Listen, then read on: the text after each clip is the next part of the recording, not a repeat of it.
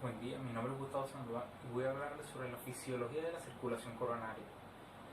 Para empezar hablando de la fisiología de la circulación coronaria, primero dividiremos la circulación coronaria en dos compartimientos. Las arterias epicárdicas, que serán el compartimiento de conducción, y las arteriolas y los vasos, que serán el compartimiento de resistencia. Estas arteriolas y estos vasos pueden tener hasta un diámetro de 150 micrómetros. Ahora hablaremos sobre el consumo de oxígeno por parte del corazón. El tejido miocárdico y subendocárdico son uno de los tejidos con mayor requerimiento aeróbico. Esto quiere decir que necesitan mucho oxígeno con respecto a otros tejidos como serían los músculos estriados.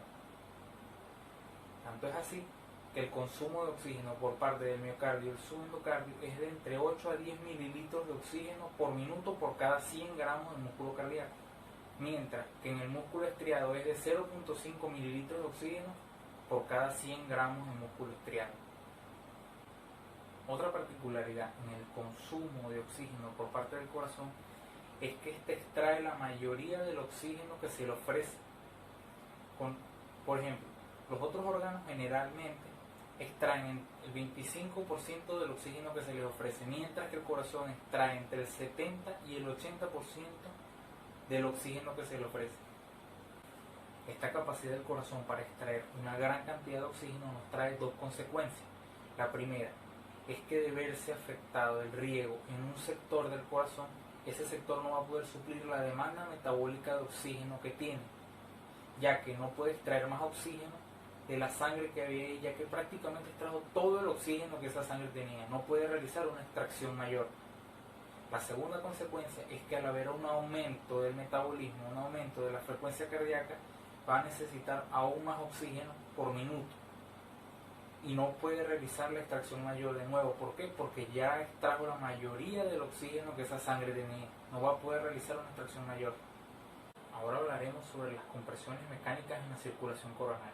Para hablar de esto voy a utilizar el siguiente cuadro, que tiene la presión aórtica en un determinado periodo de tiempo y el flujo sanguíneo en las dos arterias coronarias, la izquierda y la derecha respectivamente. Empezaremos con la arteria coronaria izquierda. La arteria coronaria izquierda tiene una caída abrupta en el flujo sanguíneo al comenzar el proceso de la sístole. Este es el proceso de contracción del corazón. Mientras que la arteria coronaria derecha no tiene una caída abrupta en el flujo sanguíneo, más bien se mantiene lineal. ¿Por qué pasa esto?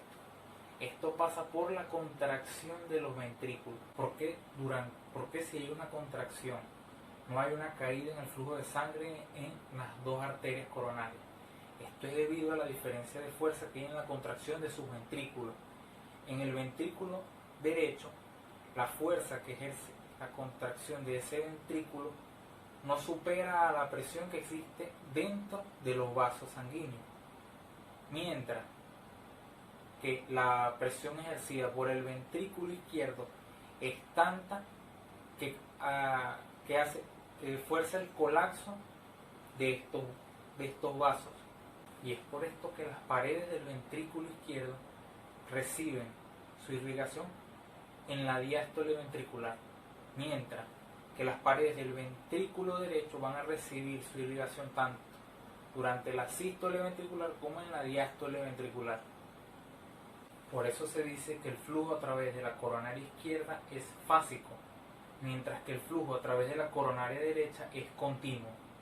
Más detalladamente, lo que sucede con los vasos de la arteria coronaria izquierda es que la presión ejercida durante la sístole ventricular va a provocar el colapso de los vasos más profundos. Por ejemplo, la irrigación empieza en el lado epicárdico. Esos vasos van bajando a través del miocardio, el subendocardio, y desembocan en el plexo subendocárdico. Cuando ocurre una sístole ventricular, esos vasos van a colapsar abruptamente. Entonces va a impedir el paso de sangre a través de esos vasos. Lo que sucede con el ventrículo derecho es que la fuerza de la pared ventricular no va a ser tan grande como la fuerza de la pared ventricular del ventrículo izquierdo, por lo que los vasos no van a tender al colapso. Esto es debido a que la presión aórtica que tienen estos vasos no es superada por la fuerza mecánica que ejerce la contracción del ventrículo. Ahora vamos a hablar sobre el flujo sanguíneo coronario. El flujo sanguíneo coronario es la presión de perfusión sobre la resistencia vascular. La resistencia vascular viene determinada por varios factores que vienen siendo la longitud de los vasos, la viscosidad de la sangre y el radio de los vasos. La longitud de los vasos no tiene mucha importancia en lo que a circulación coronaria se refiere, ya que los vasos son bastante cortos. La viscosidad de la sangre sí viene siendo dada por los hematocritos. Mientras mayor número de hematocritos, mayor viscosidad de la sangre, o por la dieta. Si hay una gran cantidad de lípidos en la sangre va a tender a ser más viscosa. Los factores más importantes que influyen en el radio de los vasos son el factor miogénico o autorregulación y el factor metabólico. Vamos ahora con el factor miogénico o la autorregulación. Este factor miogénico o autorregulación trata de que, y sin importar los cambios de presiones que ocurran, la circulación coronaria va a mantener un flujo continuo.